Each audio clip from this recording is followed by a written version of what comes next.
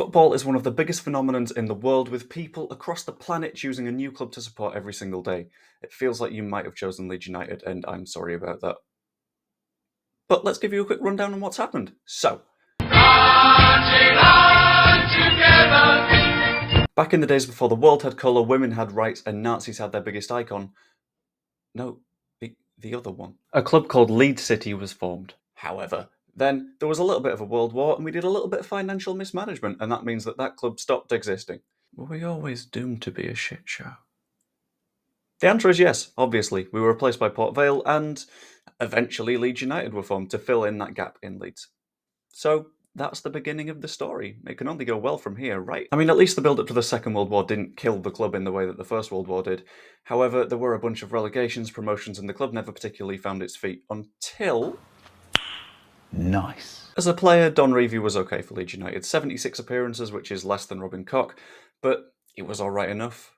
Then he managed the club. Throughout the 60s and 70s, Revie led a revolution, turning the club from some also-rans into the mighty Whites, winning trophy after trophy after trophy, and he even changed the kit to one that matched Real Madrid to really steal their winning mentality. The club got 8 trophies in his time, and he brought through a generation of young players and academy players that, if someone's talking about a Leeds United legend, 90% of the time you can assume it was a Revie player, including Archie Gray's granddad and great-uncle. His legacy is still going on now. And that makes you assume said legacy wouldn't be extinguished like that, doesn't it? Oh. He's not the Messiah! He's a very naughty boy! Some bloke called Brian came in and he was bad. Like, sacked in 44 days bad. For some reason, some people like to think he was a good manager. Anyway, then some of the Revie-era legends tried to take over the position of manager, didn't work out for a while, and Leeds hit a little bit of a slump, sliding back down into Division 2, which is ultimately not where you want to end up. Unable to win trophies, and not even in the First Division. Not where Leeds United belong. We're due a little bit of a revival, I think. My God! Okay, it's happening! Everybody stay calm! Whilst he was a legendary player for Leeds United, Billy Bremner didn't quite have it as a manager and left Leeds in a hell of a state. 21st place, Division 2, so Leeds United turned to a humble man named Howard. Howard is the name of a nicer man than Brian. Wilkinson's impact was almost immediate. He got the club promoted in 1990, came 4th in the league in 1991, and somehow, only 2 years after getting promoted, managed to win the title in 1992. I think this sort of era is why a lot of people think Leeds United belong in the top division and deserve to be fighting for those top titles. However, it wasn't to last for too long. There was a little bit of, some would say mediocrity, but good football that wasn't quite yielding trophies until 1996. So Howard Wilkinson eventually lost his job, despite being the man that turned Leeds United around from that massive downturn. And oh boy, are we in for a rollercoaster couple of years. Here comes the money. Here we go. Money talk.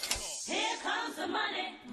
A man named Peter Ridsdale was the chairman at this point, and he loved to spend money on the team. Woo! Yes! Got the team into the Champions League.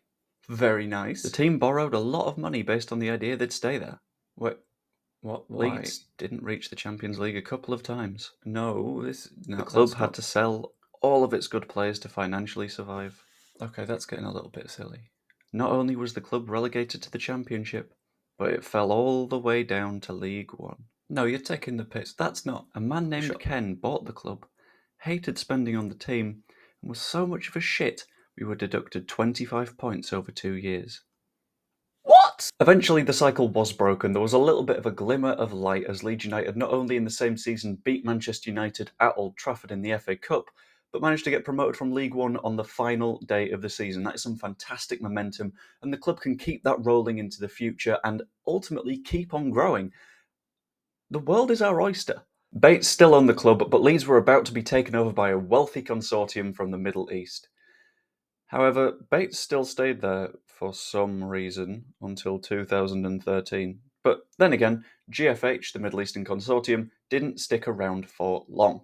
They were replaced by a slightly insane man, a bonkers Italian by the name of Massimo Cellino, who loved crap players, crap managers, and crack cocaine. You've got to keep in mind that throughout this entire period, the pattern has been hire a manager that isn't quite good enough, don't buy them the players that they want, and then somehow get surprised when we end up 13th in the Championship, and end up sacking the manager, and the cycle begins all over again. Shortly afterwards, the club was bought by another Italian with an ego who brought his Spanish friend Victor Orta to run football operations. Things followed the exact same pattern for a little while until the club stumbled upon the best piece of recruitment it possibly could. A man from a distant land arrived with disciples all around the world who followed him for his thoughtfulness, innovative style, and ability to pull wine from water and talent from a mid-table championship club. Marcelo Bielsa. You've got to remember, Leeds United had been underperforming for 7 years, and this first season saw such a huge turnaround that Leeds were looking like automatic promotion for the longest time. And even when they weren't, they looked like they were about to walk the playoffs until a mad Spanish racist decided to go for a walk and forgot that he was actually meant to be a goalkeeper. But that second season was magical. Even though COVID had managed to ruin and ravage the league, Leeds United had formed a tight bond with a group of characters that everyone in the fan base loved and everyone wanted to see do well, got promoted to the Premier League and even came in 9th place in the first season up. After that, you've got to think, again, we've got momentum. Surely this time around things actually go well for Leeds United. Why do I even try? No! God, please, no! No! No! No! Is that a little bit too harsh? No, the metaphor works. It's fine. Marcelo Bielsa was removed from the role in his 4th season, and it was fair enough, probably. The squad was ravaged with injuries, the team were down in the relegation zone, and it wasn't looking promising. So, the board managed to hire someone that promised a similar ideology, similar style of play, nice attacking football that everyone could connect with, and a continuing character from the previous side. What we ended up with was Jesse Marsch. Man, you know we're all laughing at you, right? We're not laughing with you. It's a little bit sad at this point. Somehow that season, Rafinha managed to keep Leeds United up. I'm not going to give Jesse Marsch the credit, but he left for Barcelona that season. Thankfully, however, Jesse had a fantastic bank of players that he'd managed in the past that would have the level of quality needed to take Leeds to the next level. Got relegated. Not only did Leeds United get relegated that season, we went through 4 managers after Jesse Marsch somehow fumbled the bag so incredibly hard after having £100 million spent on him. Leeds United are back in the Championship, and that is where we are now, under Daniel Farke, pushing for promotion once again and falling back in love with this football club.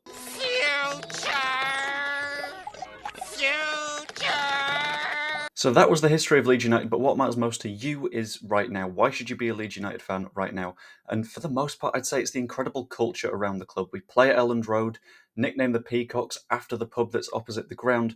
And as a club, we seem to have this mentality of, why is it always us? And I completely understand that, but it's brought us all together. We are used to being in trouble, which means that when things are good, we get a little bit scared, but it's absolutely spectacular when everything comes together. I should probably cover all of the players at Leeds United, but it's a section that could age really badly, so I'm just going to speed run through a couple of them.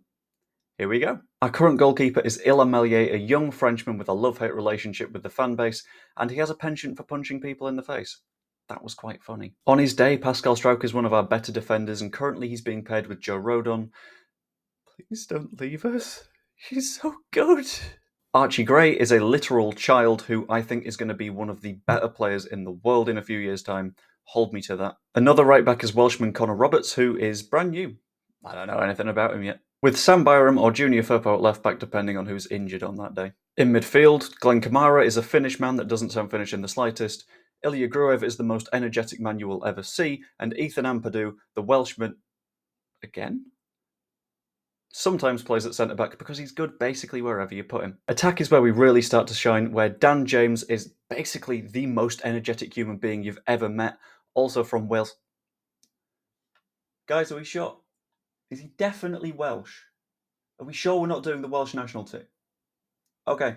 The 4'0" Dan James tends to be paired with Willie Nonto or Crescencio Somerville, fellow hobbits on the opposite wing, and they're both a little bit too good for this league, as is Jorginho Rutter, a Frenchman with the body of a giraffe and the personality of a small puppy. Up top, we've got either Joel Peru, who's confusing to watch, but never as confusing as Patrick Bamford, whose level of ability is either Sunday League or England starter, depending on his mood. There are so many Leeds players there, and if I missed your favourite, I'm sorry. I run out of bad lines, to be honest with you. But a lot of different people have different favourite Leeds players, so I figured I'd ask around and see who people like the most. Enjoy this little bit of a montage. My personal Leeds United favorite player of all time has to be Luciano Vecchio, because he was like a cult hero from the 80s or the 90s playing in League One. He always performed with his heart on his shirt. There's also Italian-Argentina connection for me personally. He was like our Batistuta back then, He was a proper lion on the pitch. My favourite Leeds player of all time, it would have come down to two players, and that would be Mark Viduka or Lee Bowyer. And I would just edge Lee Bowyer because he was always guarantee getting the ball in the box and scoring those vital goals in the Champions League, and doing well in that era. Yeah, so Lee Bowyer was my favourite player. Has to be Pablo Hernandez. Never as a player inspired me so much to want to learn about football and understand football as much as him. Watching him was a pure joy. He genuinely made me fall in love with the game again. Him and Bielsa combination was the best thing I've ever seen. As a Leeds fan. And I used to watch him with my dad. I'd never seen my dad so happy to watch a footballer. So, Pablo Hernandez. Luke Ayling. Not just because of his champion gymnastic abilities, but also because he was the first active Premier League player to ever walk in a Pride March. And as a queer fan, that means so much to me. Love you, Luke. Favourite Leeds United player of all time is going to be David Batty. For me, I'll tell you a funny story before I tell you the reasons as to why. But when I used to play football in the school playground, we all used to be a player, and I used to be David Batty. And one of the main reasons was because I felt I could do his signature. And maybe I'll write it out for you, and you can post it up. But yeah, listen, David Batty, competitive midfielder, loved the tackle. We all remember that challenge on Ronaldo. Played all but 2 league games as well in the 91-92 title winning season. Helped us get to the semi-final of the Champions League. Just a down-to-earth, humble guy. I would love to meet him. I know he hates football and probably wouldn't want to talk to me. But I'd love to just pick his brains. Just, yeah, what a guy and what a midfielder. Tenacious, combative, could pass the ball as well. Obviously won the Premier League with Blackburn, so he's done it all. So for me, David Batty.